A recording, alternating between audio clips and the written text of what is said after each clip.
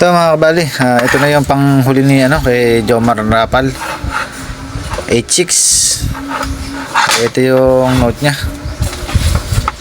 Yan, sabi niya paki-upgrade, palakasan ng tunog, lagyan ng switch para sa pindutan.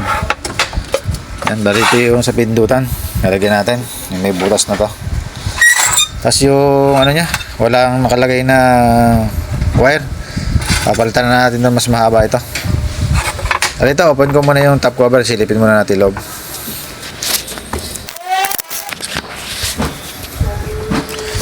Ito mga kabali yung loob nya.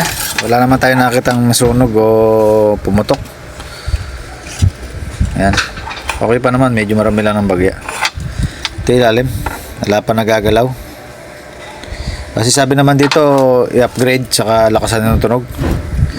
Ayan, bali sukatan muna natin yung capacitor nya bago natin palitan to. Tingnan natin. Kailangan natin sa capacitance. Ayan. Sukatan natin. So, nakakabit na. Ayaw pa tamarita.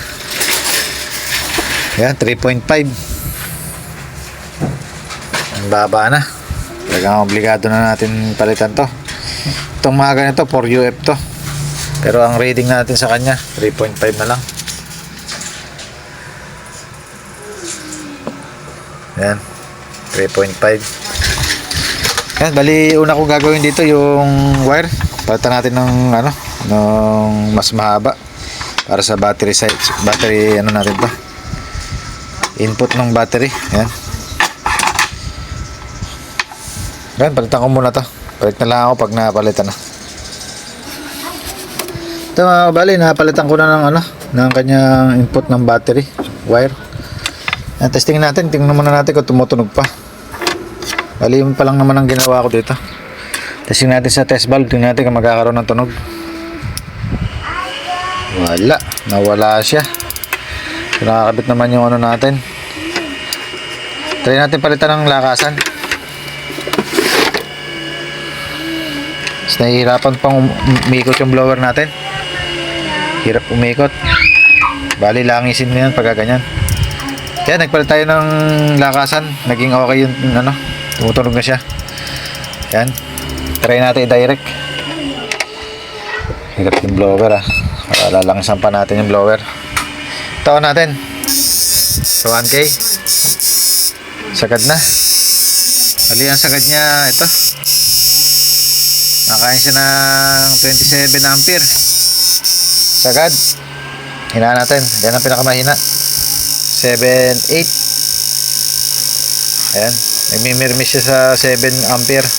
Sa pinakamababang frequency. Sagad natin. Ayan. Maabot siya ng 25, 26. Ayan.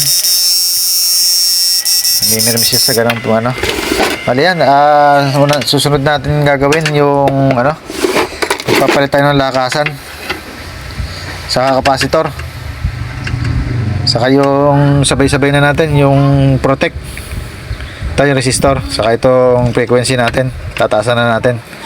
Bali nakita naman na natin kung gano'n lang kinakain niya. 27 ang pinakamataas, 27 ampere. Bali upgrade na natin to. Palit din tayo ng lakasan, sira yung lakasan niya ito. Sabay-sabay na natin, lakasan, capacitor, resistor dito sa protect, saka sa frequency. Yan, yun ang i-ayos natin. Balik na lang ako pag napalitan ko lahat yun. Ito mga kabali, ayan, nalagyan na natin na lang yung natin, yung blower. Ayan, napalitan na natin yung resistor, ayan, capacitor, lakasan. Tapos yung pampalakas ng tunog, naglagay na tayo. Sabay-sabay na. Ayan lang mga pinalitan natin dyan. Tapos naglagay tayo ng wire ng battery. Ito, testing natin kung gano'n nakataas yung kinakain niya sa battery. Gano'n na siya nakalakas. Sa low muna tayo, low. Ayan. Tapos yung flip-flop. Ito yung sa low. 20 ampere or 19 ampere.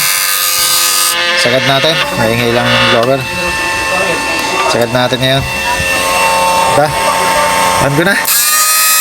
Yan, 60. 60 ampere sa 1K. Try natin sa 4K. Yan, 4K, mandar. Yan, okay na. Yun lang ang naging ano nito. Naging upgrade. Saka pinalitan natin yung ano, yung wire. Yun lang yung mga binago natin. Ito yung mga pinagpalitan. Basta lagyan ko na lang siya ng ano. Hindi ko na ipapakita sa video yung kanyang lagay na switch. Sakit. Yan. Yun lang naman ang request dito. Yung tunog, saka upgrade, saka itong pindutan. Lagyan natin. Ito mga kabali, naglagay rin tayo ng ano, ng red and black natin sa terminal para panghigpit. Yan, bali, testingin muna uli natin yung tunog niya. Ito. On ko na.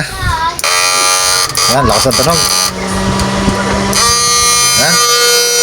64. Lakas ng tunog. Yan, bali sa 86 na ano na to, na pula. Okay na. Ito na yung pang last ng kay Jomar. Okay na.